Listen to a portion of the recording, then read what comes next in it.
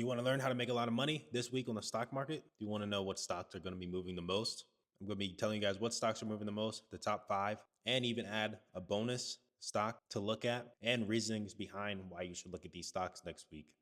I'm not a financial advisor. I'm not here to tell you guys what to buy, hold, or sell, but I'm here to tell you guys what stocks to look at next week. Add to your watch list. I do recommend doing your own research. And let's get started. With that being said, look at those links in the description below. Robinhood and Coinbase are 2 good apps to use. You can get free stocks and crypto with my links below. And also with that Coinbase link, you can get a chance to win 1 Bitcoin, which right now, not right now, but it's worth around 90. I think it's at 97,000 now. So I do recommend looking at that stock. And also, TradingView is a great app to use. You can do research, you can get news and everything like that. So if you use my link below, you can get a free version, and you can also get the paid version. But to start, let's start off with the first one, which is going to be Nvidia. Why Nvidia? Because we have earnings. The earnings is on the 26th of this month, and it is next week. With that being said, with earnings, previously, if we look at the 4-hour time frame, like we're looking at right now, previous earnings, like this earnings right here, we went up green, and then earnings right here, we did die down. Earnings right here, we went up. But with that being said, since Nvidia is such a big stock, the market cap is at like 3.3 now, 3.3 trillion.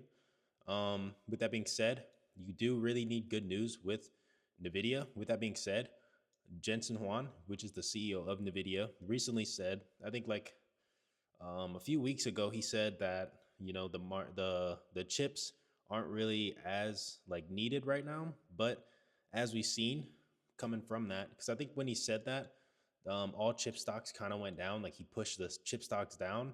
But with that being said, with the $500 billion deal that Trump came out with, some other deals like I think Google came out with a deal buying more chips, Microsoft, I think, and other stocks also buying more chips and upgrading their AI overall, their AI data centers. It made it look like that the demand for chips aren't down and it's going up. So with that being said, keep that in mind because he will be talking about that too. And that's going to be moving a lot of chip stocks. So I do recommend looking at other chip stocks like AMD, Broadcom, and just all the chip stocks in general.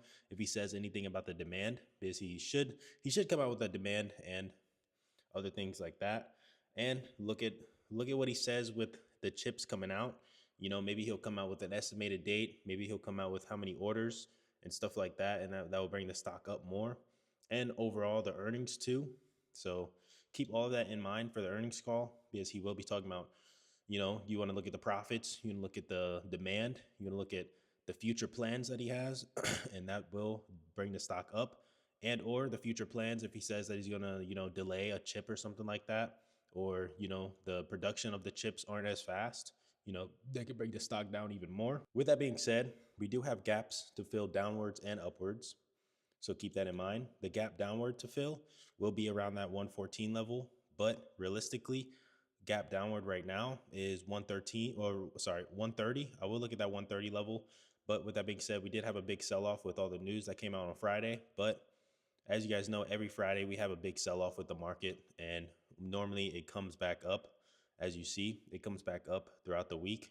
So we might see it up even more. So beginning of the week, if you see the stock start moving bullish again, as we kind of seen the recent 4-hour time frame, if we start seeing bullish and this gap to fill back up, you guys can get a call early on and just hold it throughout the week and or just sell the call before the earnings.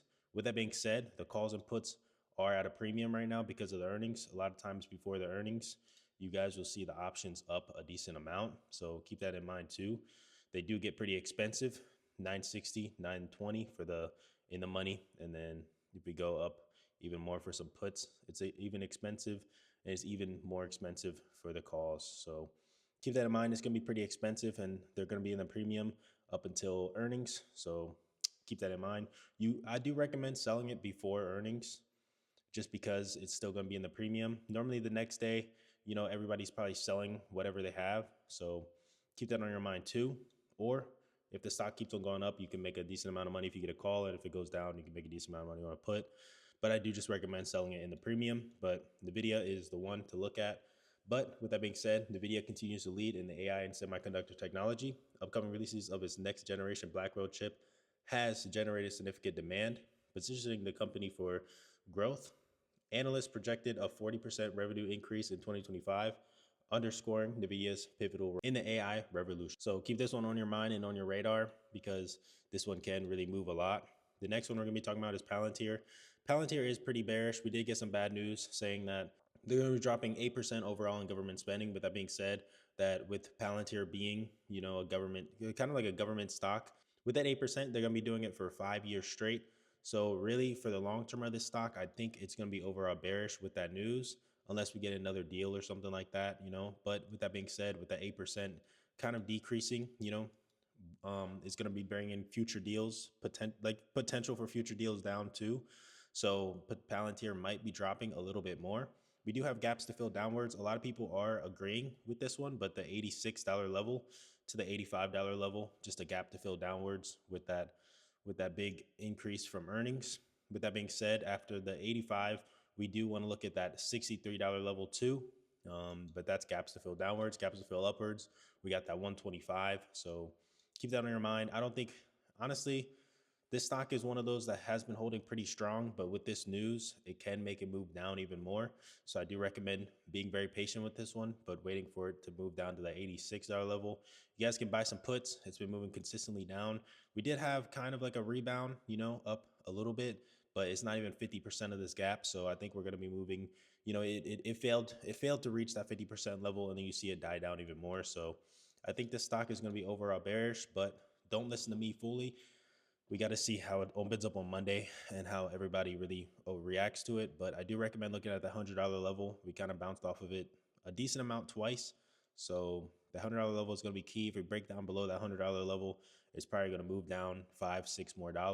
So keep this one on your mind and on your radar. But with that being said, so Palantir is pretty good for the government agencies for integrating AI into their operations. And also companies also integrated Palantir too with this AI platform in high demand, with forecasts indicating a 24% revenue growth in 2025. The company's strong earnings and strategic positioning make it a stock to watch. So, like I said before, just watch that $100 level. We can be either bearish or bullish. We just got to see how it reacts to this $100 level. We might even see a bounce upwards and continue upwards. But honestly, this is one to be very, very patient about and just doing your overall research. So keep this one in your mind. Tesla. So basically, Tesla has been kind of falling recently. Reasoning being their sales for EV has been going down a decent amount. So Tesla has been pretty much falling a decent amount. We have been getting, sales in China. I think some other EVs are taking over, and I think they're number 3 in China, I think, or something like that. But their EV sales in China, India, Europe, even the United States has been dropping a big amount, and that's kind of what has been dropping the stock. With that being said, we do still have gaps to fill downwards, all the way down to that 240 and that 213. But the first gap to see, we kind of already bounced off of it, but the 236 or 326 level is going to be key first for the drop. So if you see it drop below 326, we're going to be looking at 302 and then all the way down to that 240 level. So we do have big gaps to fill downwards, but we do also have gaps to fill upwards, like that 393 level, especially that $400 level. That 420 level is going to be key. 420 has been key in the past. Check out that 440 level and then up to that 470 level and then all the way up to that 490 level. If we get up to that 490 level, we have potential to get 500. But honestly, Tesla is that one to be patient with. And they're pretty expensive for the option plays. But if you get into shares, it's not really going to be too bad because this is a good long-term stock. A lot of people are looking at it in the long term anyway. If you're investing into it long term, you can't really be too type. You can wait for it to drop a little bit more, buy a long term, hold it for a while, But with that being said, Tesla's innovative full self-driving technology, energy storage solutions, and robotics continue to reshape multiple industries. With a projected 17% revenue growth in 2025, Tesla remains the forefront of technology advancement beyond automotive manufacturing. With that being said, we do have news with the robots. They're kind of like producing them now. Sorry, I can't speak today, damn. But they're kind of producing them now. So they actually have a deal in India to start producing them there and other places too. So they're kind of like pushing the robotics out, basically just humanoid robots that could do tasks for you. And probably in the future, you can kind of make them work for you, basically. But with that being said, their full self driving technology, I think in China it got delayed too, so that kind of brought the stock down too. So if we can get some news with China actually allowing full self driving and stuff like that, that can bring the stock up. But really, right now what's dragging it down mainly is the EV sales. But honestly, they're kind of diversifying their stock, kind of like you see like with Alphabet and stuff like that. So when we get better news with the robotics, the full self driving, and everything that they have, it should bring the stock back up. So I do recommend looking at that 326 level. We might be able to get a little bounce off of that, get some good news, and then start going to the highs again. But this is another one to be very patient about. You can see it to the downside first, and then maybe buy a call option when you see it kind of rebound or get some good news and just ride that good news out. I don't recommend holding that call option for a long time after the good news, but honestly, this is one stock to look at and keep on your radar. So, yeah, next one we're going to be talking about is Amazon. Amazon is another decent stock, but we've been following a big amount. Amazon maintains dominance in cloud computing and e-commerce. If you guys haven't ordered something from Amazon, or somebody in your household haven't ordered something from Amazon, that's kind of rare. But I mean, you see everybody ordering things from Amazon. I order things from Amazon, especially with the same day shipment. Sometimes next day shipment, you know, it just it just honestly key. With that being said, with the tariffs and everything like that, it is bringing the stock down a decent amount.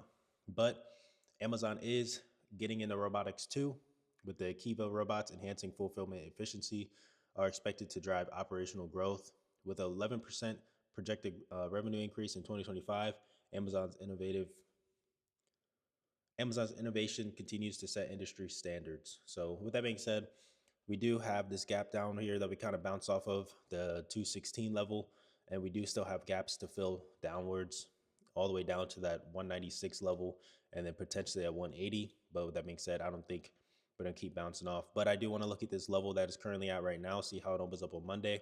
If we get a bounce off of it, we might see a rebound and start going up, fill the gaps upwards, and or we might fill down and then maybe look at that 205 level. Um, yeah, that 205 level is going to be key, and then that 196 level is going to be key. We might go back down a little bit more.